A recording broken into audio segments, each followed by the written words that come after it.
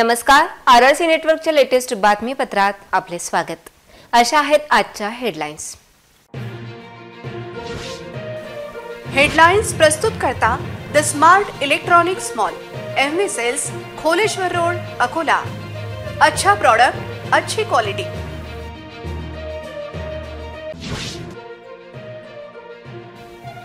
सातपुड्यात पहिल्यांदाच वाघ व मानव संघर्ष आला समोर। वाघाने घेतला हिरालालचा बळी। आदिवासींमध्ये भीतीचे वातावरण।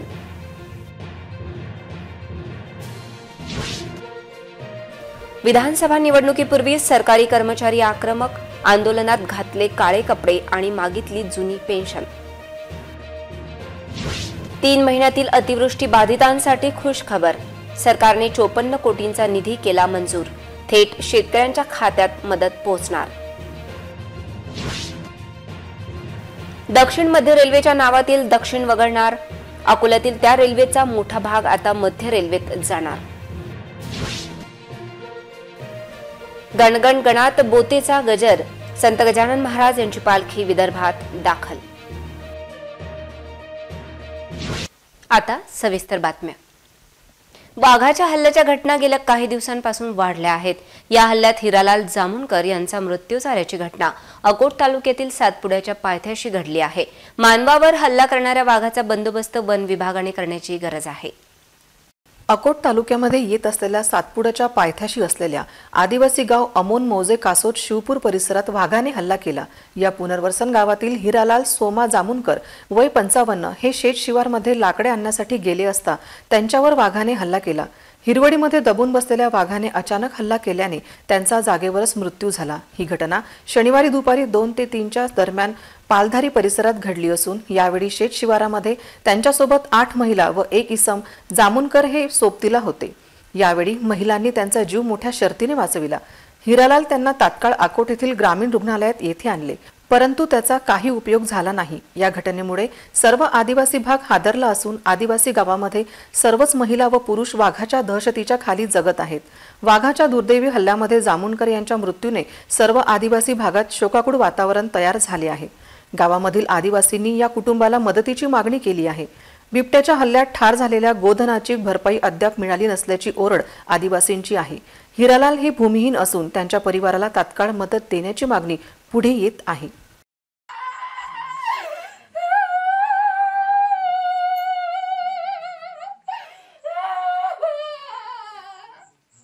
वो मेरा पति जंगल गया तो जंगल में सर ने जान लिए उनकी, तो मैं अकोला से आया, मेरे को निरूप मिला तो गाँव में आया, तो हम काम धंधा वाले तो गया, तो हम भी मजूरी वाले क्या करेगा। मेरा सहारा है ही नहीं, अभी कुछ सरकार मदद करो हमारा। नाम दीपा अशोक काजदेकर। हम कल जंगल में गए थे पालधारी में, वहाँ लकड़ी करने गए थे हम। ये बड़े लोग हमेशा जाते, मैं कभी गए नहीं, तो शेर ने हमला कर दिया वो हिरालाल जामुनकर के ऊपर। वो सामने था, हम उनके पीछे थे, डायरेक्ट गला ही पकड़ लिया उसका। नाम फिर गट्टा फेंक के भाग गए हम, हमारा जान बचाकर। गैस खत्म हो गया, उसके बाद में हम लकड़ी जलाने के नहीं थे, रोटी बनाने के लिए। 15 दिन बारिश हो गया, फिर हम लकड़ी करने को गया। हम हिरालाल को साथ में लेके गया। कितने लोग थे आप? हम 9 लोग थे। 9 औरत 8, आदमी 1 ही। कितने बजे गए थे? 11 बजे। कहाँ पे गए थे? पालधरी। हाँ, वहाँ पे रोज जाते क्या आप? हम वहाँ हमेशा के जाते थे लकड़ी सुनने। लकड़ी को। इसके पहले ऐसा हुआ था क्या? अब नहीं, ऐसा कुछ नहीं हुआ, पहली बार हुआ। ये पहली बार हुआ है। और शेर देखा ना आपने? शेर को देखा, उसने डायरेक्ट हमला किया उसके ऊपर, तो हमने उसको हिरालाल के ऊपर पर हमला किया। हाँ, हिरालाल को छोड़ के आप लोग चले आए? हमने लकड़ी पटक के हम उसको छोड़ के आ गए। डर के सब 8 लोग चले आए। हाँ, फिर लेडीज क्या कर सकते हैं। कल असा घटना घडलेला आहे, तिच्यामधून हे लक्षात आले की हे परमिला काजदेकर यांनी म्हणजे हे निरोप दिलेला आहे की ते आपल्या ते हे इंधनकरिता पलदरी या जंगलात गेले असताना हिरालाल सोमा जामुनकर या माणसाला हे डायरेक्ट म्हणजे वाघानं हे हल्ला केलेला आहे आणि जागी ठार मारलेला आहे तिथं. आणि हे घटना आजचे कालचेच नाही आहे, हे आधी 2 ते 1.5 वर्षापासून हे चालूच आहे. आणि कोणा जनावरांना कोणा गाई चारायला गेले की तिथं हे ठरणार आहे. आतापर्यंत हे लय बरेचसे हे जनावर खाल्लेलं आहे. 1 ते 1.5 वर्षापासून हे घटना चालूच आहे. आणि याच्यावर हे फॉरेस्ट वन विभागाने काही ॲक्शन घेतलेले नाही आहे. आतापर्यंत हे वन विभागाकडून कोणाच माणसाला हे यायचे म्हणजे मोबदला मिळालेला नाही. विधानसभा निवडणुकीच्या पूर्वी राज्य सरकारी कर्मचारी आक्रमक झाले आहेत. त्यांनी आज काळे ड्रेस परिधान करत सरकारच्या विरोधात तीव्र आंदोलन केले. विधानसभा निवडणुकीत काही पदरात पडेल या आशेने कर्मचारी आक्रमक झाले आहेत.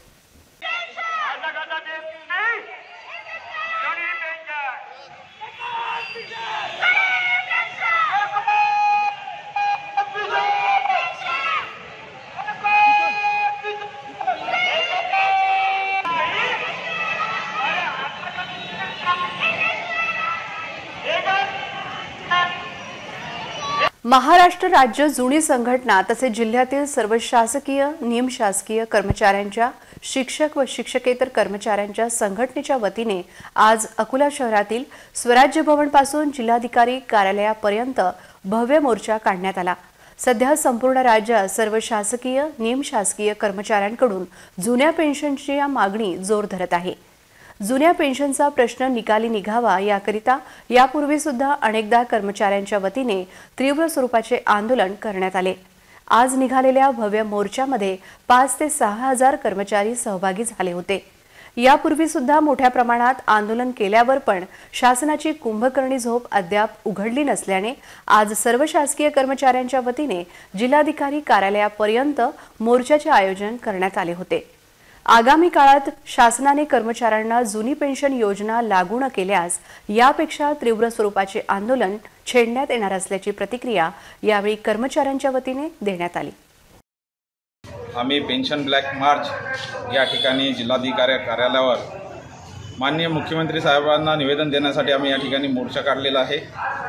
आमच्या मोर्चाचा एकच उद्देश आहे की महाराष्ट्र राज्य नागरी सेवा 1982 व 84ची जी पेन्शन शासनाने 1 नोव्हेंबर 2005 रोजी बंद केली ती योजना चालू करावी आणि आमचं जे वृद्ध काळाचं स्वाभिमानाचं जे पेन्शन आहे ते आम्हाला लागू करावं. याकरिता आज रोजी सर्व कर्मचारी सर्व विभागाचे वन विभाग, महसूल विभाग, तहसील कार्यालय, जिल्हा परिषद, माध्यमिक, खासगी सर्व विभागातले कर्मचारी या ठिकाणी आम्ही इथे जमा झालेलो आहोत. आणि आमची जी हक्काची पेन्शन आहे जी बंद केली शासनाने तीच परत चालू करा या उद्देशाने आम्ही या ठिकाणी इथे जमलेलो आहोत. धन्यवाद. जिल्ह्यात फेब्रुवारी, मार्च व एप्रिल 2024 मध्ये अतिवृष्टीमुळे 20,000 हेक्टरवर पिकांना फटका बसला होता. पीक नुकसानीचा प्रस्ताव राज्य शासनाने मंजूर केला आहे. त्यासाठी 54 कोटींचा निधी लवकरच मिळेल. जिल्ह्यात फेब्रुवारी अखेरीस गारपिटीसह झालेला अवकाळी पाऊस, मार्च व एप्रिल महिन्यात झालेल्या अवकाळी पावसामुळे शेतकऱ्यांचे मोठे नुकसान झाले होते. राज्य शासनाने 54 कोटींची मदत मंजूर केली आहे. 7ही तालुक्यातील 27,680 शेतकऱ्यांना थेट डीबीटीद्वारे ही मदत मिळणार आहे. तहसील स्तरावरून नुकसानग्रस्त शेतकऱ्यांच्या याद्या शासनाच्या पोर्टलवर अपलोड करण्यात येतील. त्यानंतर ही मदत शेतकऱ्यांच्या खात्यात वर्ग होईल. अकोला खंडवा मार्ग आता मध्य रेल्वेकडे हस्तांतरित करण्याचा ऐतिहासिक निर्णय वरिष्ठ स्तरावर घेतला जात आहे. तशा हालचालींना देखील वेग आलेला आहे. दक्षिण मध्य रेल्वेद्वारा पश्चिम विदर्भावर सातत्याने होणारा अन्याय लवकरच दूर होण्याची शक्यता आहे. दक्षिण मध्य रेल्वेचे मुख्यालय सिकंदराबाद येथे असून त्यांचे सर्वांगीण लक्ष आंध्र प्रदेश, तेलंगणा आणि दाक्षिणात्य राज्यांच्या रेल्वे सुविधा, नवीन रेल्वे प्रकल्प आणि रेल्वेच्या विकासाकडे असते. दक्षिण मध्य रेल्वेमधील नांदेड डिव्हिजन अंतर्गत येणाऱ्या मराठवाडा आणि पश्चिम विदर्भ क्षेत्रावर सातत्याने अन्याय होतो. नांदेड डिव्हिजनमधील अत्यंत महत्त्वाचा असणारा तब्बल 203 किलोमीटरचा अकोला खंडवा रेल्वे मार्ग आणि अकोला स्टेशनमधील दक्षिण मध्य रेल्वेचा उत्तरेकडील भाग मध्य रेल्वेकडे हस्तांतरित करण्याची प्रक्रिया जवळपास पूर्णत्वास आली आहे. या मार्गाचे डिव्हिजन नांदेड असले तरी झोनचे मुख्यालय सिकंदराबाद येथे आहे. हा मार्ग मध्य रेल्वेकडे हस्तांतरित झाल्यावर मध्य रेल्वेचे मुख्यालय महाराष्ट्रातील मुंबई येथे असेल. तसेच हा मार्ग मध्य रेल्वेच्या भुसावळ मंडळाकडे जाण्याची दाट शक्यता आहे. त्यामुळे अकोला खंडवा मार्गाच्या गेज परिवर्तनासह विद्युतीकरण दुहेरीकरणाला गती मिळण्यासह पश्चिम विदर्भातील रेल्वेचे जाळे वाढण्याच्या आशा सुद्धा पल्लवित झाल्या आहेत. वंचित बहुजन आघाडीचे प्रमुख ॲडव्होकेट प्रकाश आंबेडकर यांच्या नेतृत्वात 25 जुलै रोजी सुरू झालेली ओबीसी SC ST आरक्षण बचाव रॅली अकोला येथे सोमवार 5 ऑगस्ट रोजी येणार आहे. आरक्षण बचाव रॅली मूर्तिजापूर तालुक्यातील लाखपुरी येथे सोमवारी सकाळी 11 वाजता येईल. ही रॅली मूर्तिजापूर शहर त्यानंतर अकोला व पातूर मार्गे मालेगावकडे रवाना होणार आहे. अकोला टॉवर चौकातील पक्ष कार्यालयासमोर दुपारी 3 वाजता बाळासाहेब रॅलीला संबोधित करणार आहेत. जिल्ह्यातून वेगवेगळ्या समूहातून या आरक्षण बचाव यात्रेचे स्वागत जिल्ह्यात होणार असून आरक्षण बचाव यात्रेत SC ST ओबीसींच्या हक्काची लढाई आंबेडकर यांच्या नेतृत्वात लढली जात आहे. रेल्वे प्रशासनाने अकोला मार्गावर अनेक गाड्या रद्द केल्या आहेत. रेल्वे ट्रॅकच्या देखभालीमुळे 19 ऑगस्ट रोजी 72 पेक्षा जास्त गाड्या रद्द करण्यात आल्या आहेत. दक्षिण मध्य रेल्वेचे मुख्यालय सिकंदराबाद येथे असून त्यांचे सर्वांगीण लक्ष आंध्र प्रदेश, तेलंगणा आणि दाक्षिणात्य राज्यांच्या रेल्वे सुविधा, नवीन रेल्वे प्रकल्प आणि रेल्वेच्या विकासाकडे असते. दक्षिण मध्य रेल्वेमधील नांदेड डिव्हिजन अंतर्गत येणाऱ्या मराठवाडा आणि पश्चिम विदर्भ क्षेत्रावर सातत्याने अन्याय होतो. नांदेड डिव्हिजनमधील अत्यंत महत्त्वाचा असणारा तब्बल 203 किलोमीटरचा अकोला खंडवा रेल्वे मार्ग आणि अकोला स्टेशनमधील दक्षिण मध्य रेल्वेचा उत्तरेकडील भाग मध्य रेल्वेकडे हस्तांतरित करण्याची प्रक्रिया जवळपास पूर्णत्वास आली आहे. या मार्गाचे डिव्हिजन नांदेड असले तरी झोनचे मुख्यालय सिकंदराबाद येथे आहे. हा मार्ग मध्य रेल्वेकडे हस्तांतरित झाल्यावर मध्य रेल्वेचे मुख्यालय महाराष्ट्रातील मुंबई येथे असेल. तसेच हा मार्ग मध्य रेल्वेच्या भुसावळ मंडळाकडे जाण्याची दाट शक्यता आहे. त्यामुळे अकोला खंडवा मार्गाच्या गेज परिवर्तनासह विद्युतीकरण दुहेरीकरणाला गती मिळण्यासह पश्चिम विदर्भातील रेल्वेचे जाळे वाढण्याच्या आशा सुद्धा पल्लवित झाल्या आहेत. अकोल्यातून गेलेल्या महामार्गावर आज सकाळी भरधाव ट्रक व प्रवासी वाहतूक करणाऱ्या 4 चाकी गाडीचा भीषण अपघात झाला. या अपघातात 7 जण गंभीर स्वरूपात जखमी झाले आहेत. जखमींना लागलीच रुग्णालयात उपचारासाठी दाखल करण्यात आले असून अपघातामुळे महामार्गावरील वाहतूक काही वेळ ठप्प झाली होती. अकोल्यातल्या राष्ट्रीय महामार्गावरील शिवणी परिसरात ही घटना घडली. सकाळी लोडेड ट्रक व प्रवासी वाहतूक करणाऱ्या 4 चाकी गाडीची समोरासमोर धडक झाली. हा अपघात इतका भीषण होता की ट्रक आणि बोलेरो वाहन रस्त्यावर पलटी झाले. समोरासमोर धडक होऊन झालेल्या अपघातात ट्रकमधील पॅकिंग पेपरचे मोठ्या प्रमाणात नुकसान झाले. तसेच 7 जण गंभीर जखमी झाले आहेत. या 7ही जखमी रुग्णांवर अकोल्यातल्या शासकीय रुग्णालयात उपचार सुरू आहेत.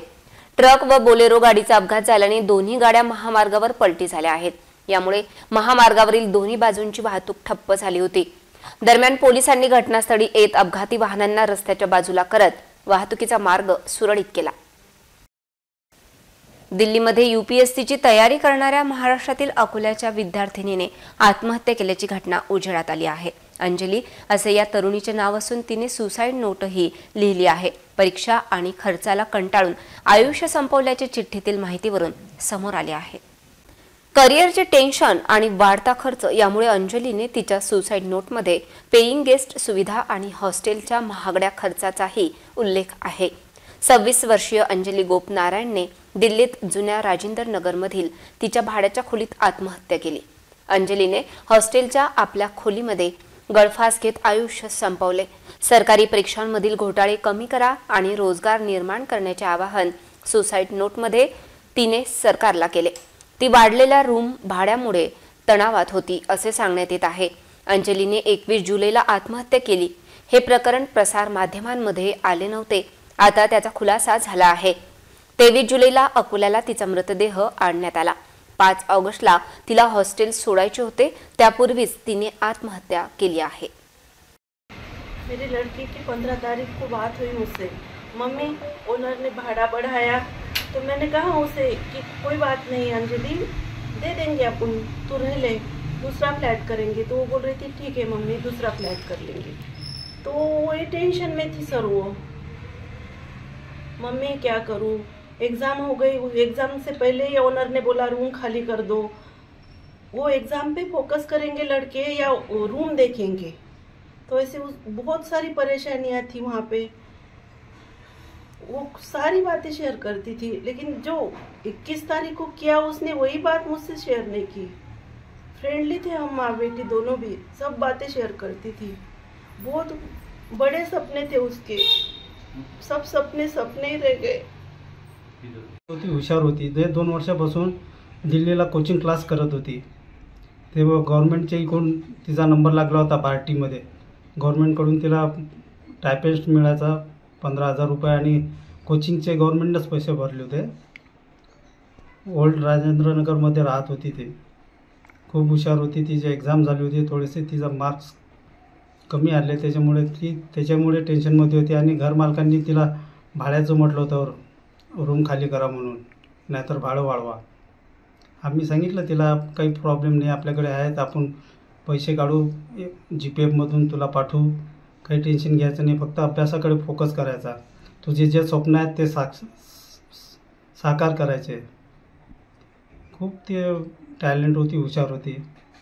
आणि ते संडेला रविवारी दिवशी गुरु पौर्णिमेच्या दिवशी 2 वाजेपर्यंत तिच्या मामाला तिनं विश केलं। मामाचा बर्थडे होता, मामाला विश केलं।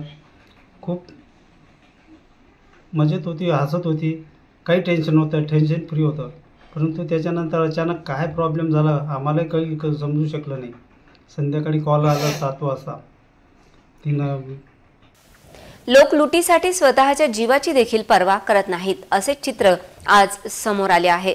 बोरगाव मंजू येथे रस्ता अपघातात डिझेल टँकर पलटी झाला। त्या टँकरमधून डिझेल लुटीसाठी अनेकांनी पुढाकार घेतल्याचे दुर्दैवी चित्र होते।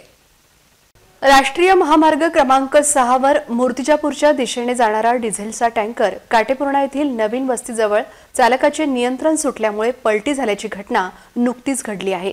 मिळालेल्या माहितीनुसार टँकर क्रमांक GJ12BZ 8250 हा टँकर डिझेल घेऊन मूर्तिजापूरच्या दिशेने जात असताना चालकाचे नियंत्रण सुटल्यामुळे सदर टँकर काटेपूर्णा येथील नवीन वस्तीजवळ पलटी झाला।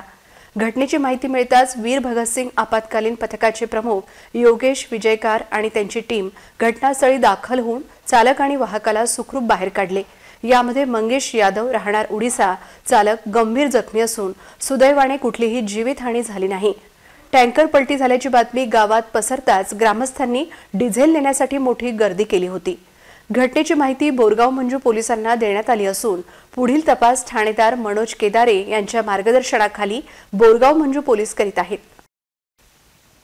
गणगण गणात बोते अशा जयघोषामध्ये विदर्भाचे पंढरपूर म्हणून ओळखल्या जाणाऱ्या श्री संत गजानन महाराज शेगाव पालखीचे विदर्भाच्या हद्दीमध्ये जंगी स्वागत करण्यात आले। टाळ मृदंगाच्या गजरात परिसर भक्तिमय झाला होता।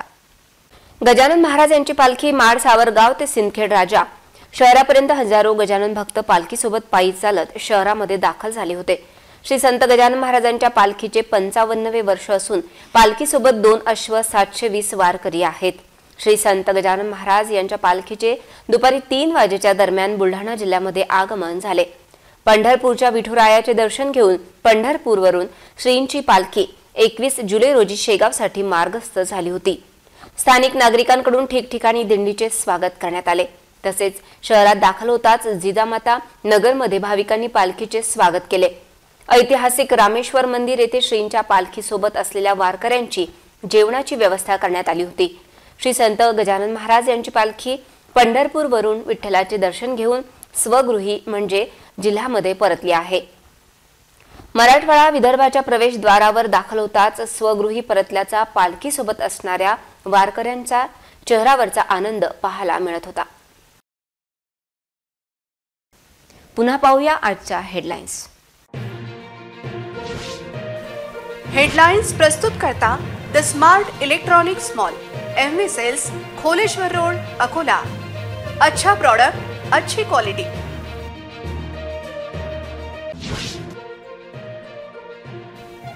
सातपुड्यात पहिल्यांदाच वाघ व मानव संघर्ष आला समोर। वाघाने घेतला हिरालालचा बळी। आदिवासींमध्ये भीतीचे वातावरण।